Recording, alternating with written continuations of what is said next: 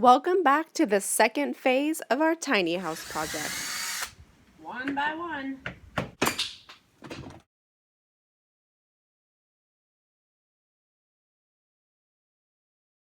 Working on the roof of our tiny house.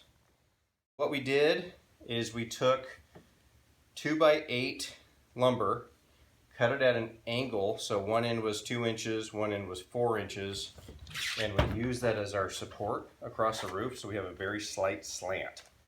I laid some 1-inch foam insulation down in between the old supports that were on the roof, which was only 2x2 wood, and then I put some R13 foam insulation on top of that, so we've got a pretty good base of insulation on the roof. Then I used 1/2-inch sheeting, sheeted the whole roof, and then now we're laying metal roofing on. Do it this way versus some lighter weight aluminum is we want a strong enough roof to handle some snow. We want good insulation value. I want to be able to walk around up here. I don't want the type of roof that an RV has. I want more of a real house roof. So that's how we're doing it. So it's just one sheet at a time. Takes a while, but we're getting there.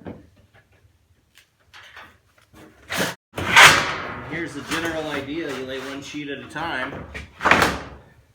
And then I've got some foam strips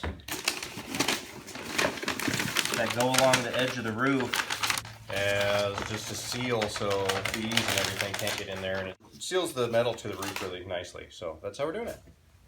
What are you cutting out? I am cutting out the hole for the bathroom vent pipe. Oh, okay.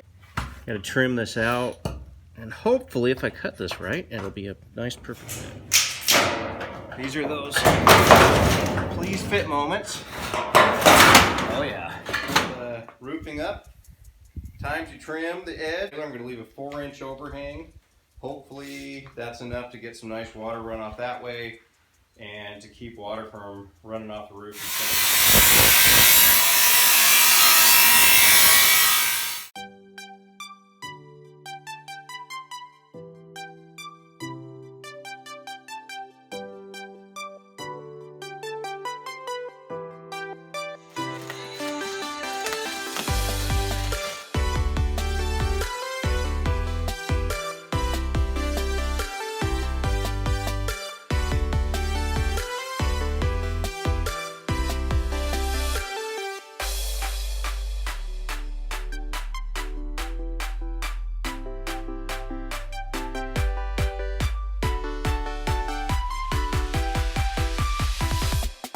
Yeah.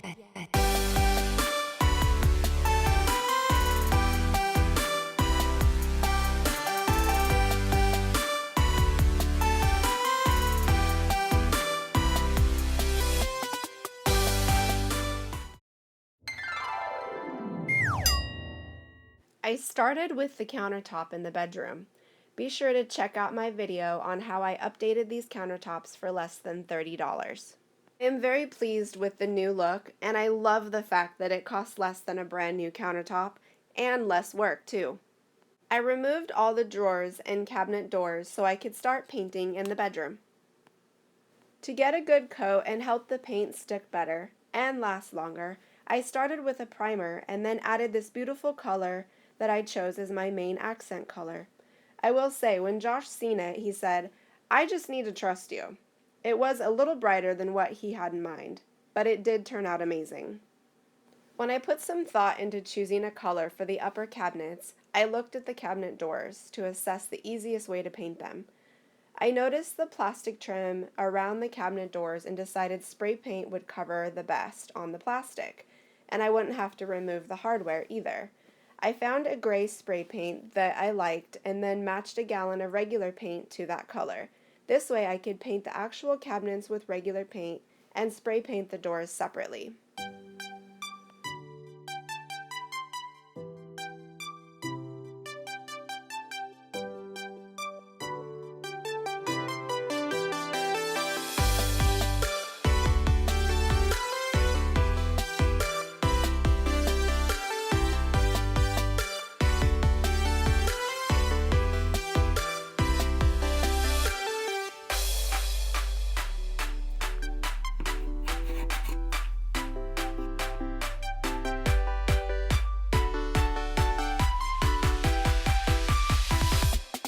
yet.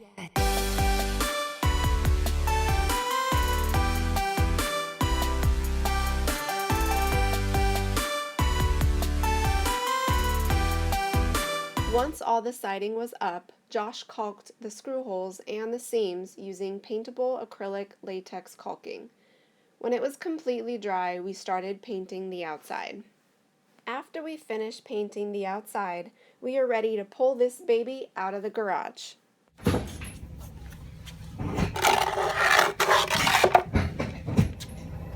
Let's see how many disasters can happen during this process. Hopefully none. Let's hope not.